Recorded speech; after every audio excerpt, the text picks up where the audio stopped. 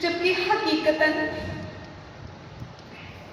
میرا خواب یہ تھا کہ میں نظام تعلیم کو تبدیل کروں. ہاں، کہ جب کوئی بچہ اسکول سے پاس آؤٹ ہو تو اس کے سینے میں قرآن ہو، اور جب وہ ڈاکٹر بنے تو وہ قرآنی آیات سے سائنسی نکات کی وضاحت کر سکے، اور جب کوئی وکالت پڑھے تو وہ قرآن کی آیات منصفانہ سے دلائل دے سکے. ہاں، یہ تھا میرا خواب. ہاں، یہ تھا میرا خواب جسے جرم بنا دیا گیا. ہاں، دشمنان دین کو میری یہ آسان برداشت نہ ہو سکے، اور مجھے اور میرے معصوم بچوں کو دہشت گرد قرار دے کر دیار غیب میں مقید کر دیا گیا. میں جانتی ہوں میں کئی سالوں سے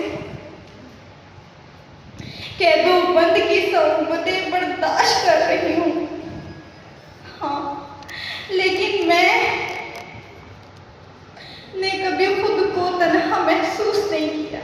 میں جانتی ہوں میرا خواب ضرور زندہ ہوگا، اور کوئی قاسم، محمد بن قاسم کا جانشین ضرور پیدا ہوگا. ہاں، ایک لمحے کے لیے بھی میں نے خود کو تنہا نہیں سمجھا. ہاں، میرا خواب آج بھی زندہ ہے. ہاں، میرا خواب آج بھی زندہ ہے. میں جانتی ہوں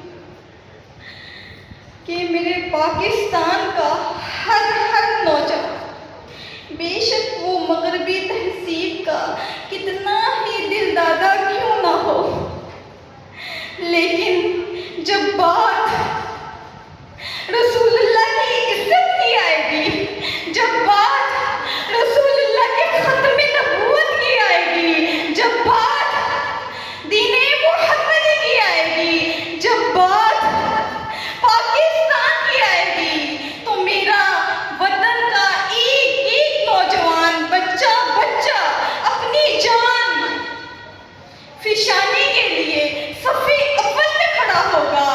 ہاں، میں جانتی ہوں میرا خواب زندہ ہے، زندہ تھا، زندہ رہے گا. میں جانتی ہوں، اور میں نا امید نہیں ہوں. میں جانتی ہوں کہ ایک دن ضرور محمد بن قاسم کا جانشین، صلاح الدین ایوبی کا جانشین اٹھ کھڑا ہوگا اور مجھے رہا کروائے گا. ہاں، مجھے رہا کروائے گا. اور ایک دن میرے ملک پاکستان کا ایک نوجوان ضرور بیدار ہوگا. ایک نوجوان ضرور بیدار ہوگا جس کے سینے میں عشق مصطفیٰ ہوگا، جو اسلام کا افکار کا حامل ہوگا. میں جانتی ہوں میرے وطن عزیز کا ایک بچہ جانشین محمد بن قاسم بنے گا اور اٹھے گا، اور اپنی بہن کو ضرور رہا کروائے گا. میں نا امید نہیں ہوں. ایک دن میرا خواب ضرور زندہ ہوگا. ایک دن میرا خواب ضرور زندہ ہوگا. ایک دن عافیہ کا خواب ضرور زندہ ہوگا کہ نہیں ہے نا امید اقبال اپنی کشتے ویرا سے. نہیں ہے نا امید اقبال اپنے